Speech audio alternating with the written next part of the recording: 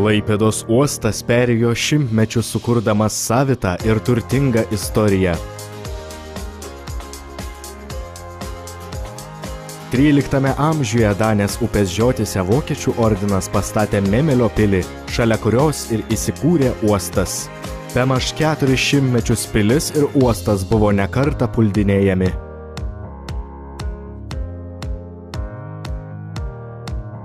16 amžiuje uostui suteikiamas oficialus komercinio uosto statusas. Miestelėnams leidžiama verstis jūrų prekybą, statyti laivus.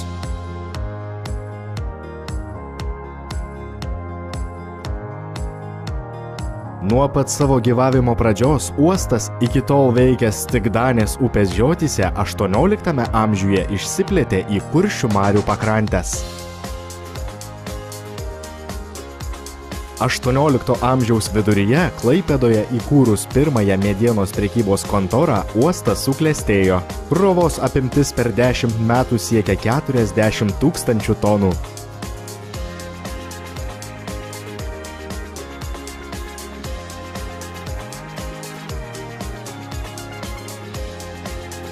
XVIII amžiaus pabaigoje Kuršių marių įplaukos sutvirtinimui įrengtas pirmasis molas, o vėliau įžiebtas vienas pirmųjų Pabaltyje švyturių.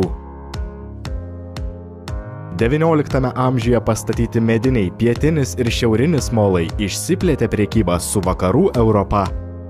XIX amžiaus antroje pusėje Klaipėdos uoste suformuota neužšąlanti įlanka Žiemos uostas. Tai leido uostui išplėsti laivybos sezoną. Šimtmečius iki 20-ojo amžiaus pradžios uostamiestis gyvavo geopolitinėje ir kultūrinėje vokiečių erdvėje. Tačiau Europą sukrėtęs pirmasis pasaulinis karas stipriai pakeitė žemyno žemėlapį. Vokietijai pralaimėjus karą uostamiestis kartu su Klaipėdos kraštu perduotas Lietuvai. Klaipėda tapo pagrindiniu Lietuvos eksporto uostu. Krova išaugo nuo 183 000 iki 500 000 tonų per metus. Uoste vyko žemės ūkio produktų, medienos, gyvulių eksportas. Antrojo pasaulinio karo metu uostas buvo stipriai sugriautas. Po karo Lietuvą įtraukusi Sovietų sąjungą, Klaipėdos uostas tapo vienu iš Tarybų socialistinių respublikų sąjungos uostų. 1950 metais atstatytas subombarduotas švyturys. Sovietmečiu Klaipėdą garsino 3 uostai – jūrų prekybos, Nemuno laivininkystės, Klaipėdos upių ir žvejybos uostas. Uosto krova 1990 metais išaugo iki 16,12 milijonų tonų per metus. 1990 atgavusi nepriklausomybę, uostą perėmė ir Lietuvos Respublika.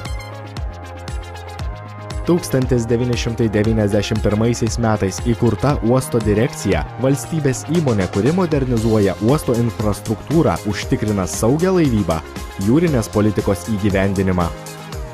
Daugiau nei 20 nepriklausomo uosto metų suformavo šiandieninį, veržlų ir patikimą uostą, o Klaipėda – didžiausią šalyje transporto centrą. Klaipėdos uostas pirmauja Baltijos jūroje viršijančią 36 milijonų tonų metinę krovą. Taip valstybė ir privatus verslas kartu verčia naujus ateities istorijos puslapius. Uostas atsiveria naujovėms, miestui ir pasauliui.